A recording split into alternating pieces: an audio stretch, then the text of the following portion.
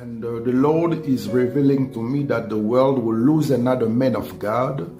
Et le Seigneur est en train de me révéler que le monde va perdre un autre homme de Dieu. It is a great man of God. C'est un grand homme de Dieu, powerful, puissant. And he is from Africa. Et c'est quelqu'un qui vient du continent africain. The Lord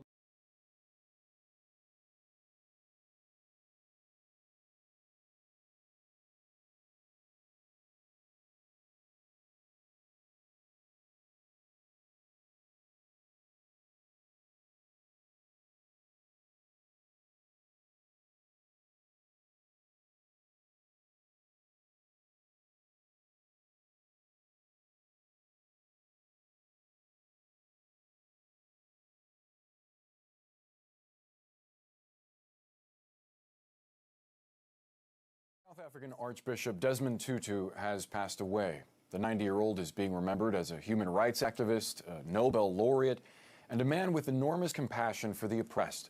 As CNN's David Mackenzie reports, during the struggle against apartheid in South Africa, he was a voice of peace in the midst of violence.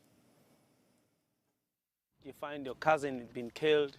When we spoke to late photographer Judah Ngwenya in 2016, he remembered a different time. We've got funeral each week. People get killed. And then you don't find one person. 5, 6, 7, 8 people. Mass funeral happen. During the 1980s, the apartheid regime was at war with the black majority. One of its goals, to turn the liberation movement against itself. Neighbors betrayed neighbors, friends became informants. In this maelstrom, a diminutive Anglican bishop was ever present. Desmond Tutu was never afraid to step up to the racist regime, using his bully pulpit of peace.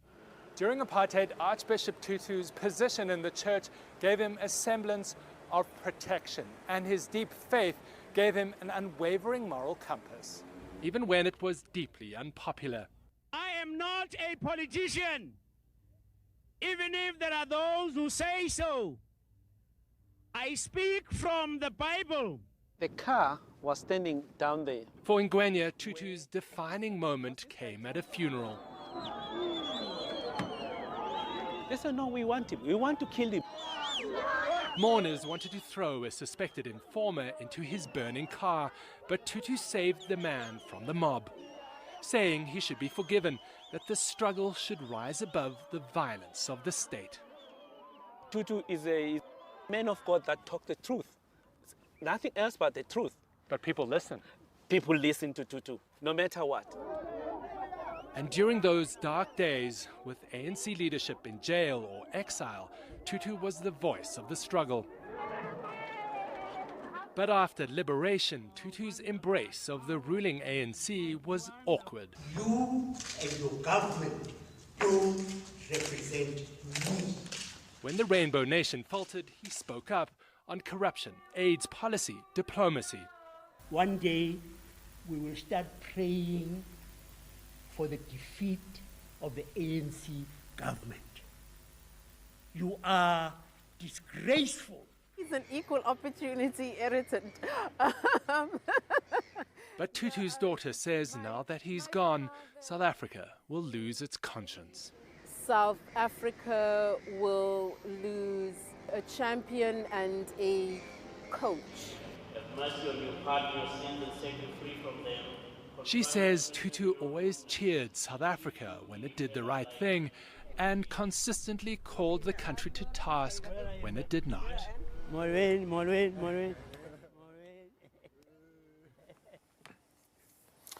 That was CNN's David Mackenzie reporting. For more reaction to the death of Archbishop Tutu, I want to bring in CNN correspondent Larry Madowo. Larry, the president of South Africa called Archbishop Tutu a patriot without equal.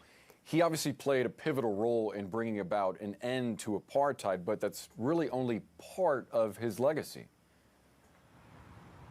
Absolutely. He was much more than that. This is an Anglican priest who became one of the leading opponents of white minority rule in South Africa. That's why he won the Nobel Prize, Boris, in 1984, a full decade before apartheid finally fell in South Africa. He was awarded the Presidential Medal of Freedom in 2009 by President Obama. This speaks to his global reach. This man who, I remember a couple of years ago flying from Johannesburg to Cape Town, and he came on the flight and he got a standing ovation. People were clapping and hollering because of the love they had for this man who spoke from the pulpit but gave very deeply political speeches while insisting that he was not just a politician, he was a priest. This is the current bishop of Cape Town, remembering who Archbishop Desmond Tutu was. Desmond Tutu's legacy is moral strength, moral courage, and clarity. He felt with the people. In public and alone, he cried because he felt people's pain. And he laughed, not just laughed, he cackled with delight when he shared their joy.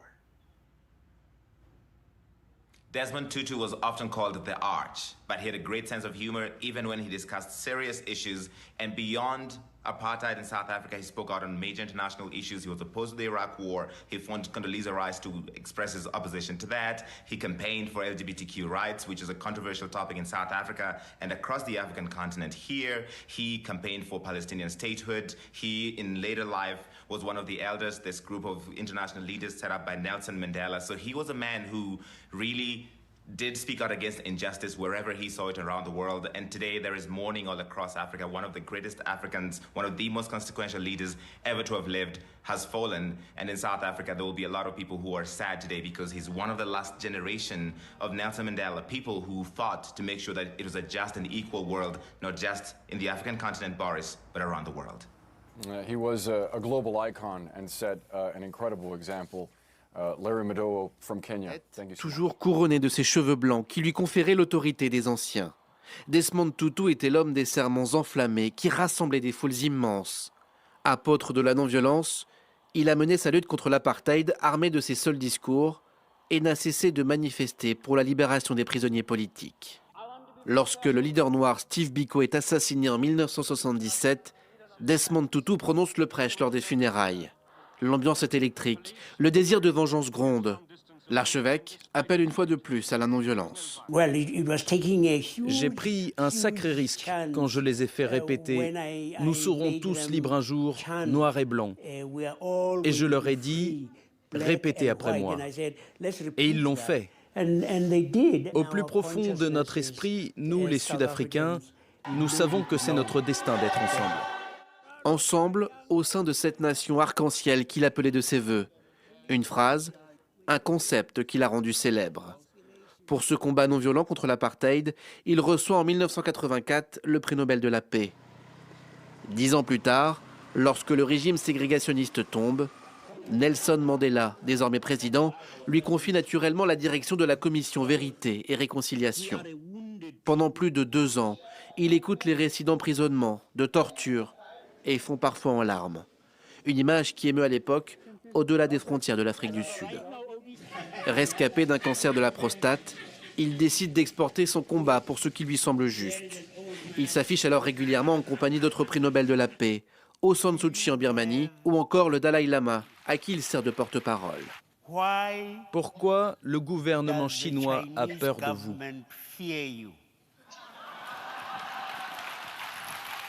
Lorsque son vieil ami Nelson Mandela annonce en 2007 la création d'un conseil d'anciens qui s'attachera à aider à la résolution des conflits dans le monde, il en fait naturellement partie.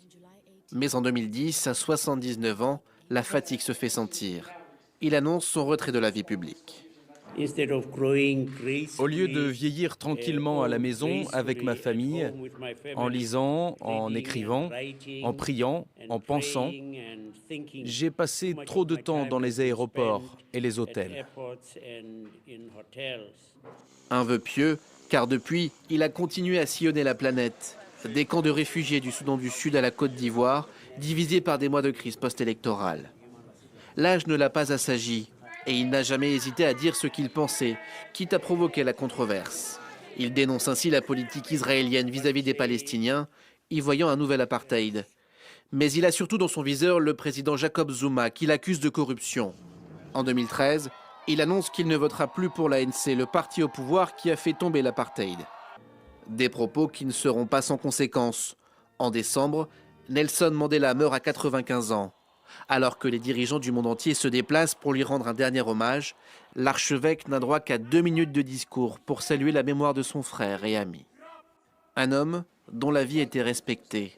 Cette même année 2013, sa voix portait encore lorsqu'il recevait le prix Templeton pour son action en faveur de l'amour et du pardon.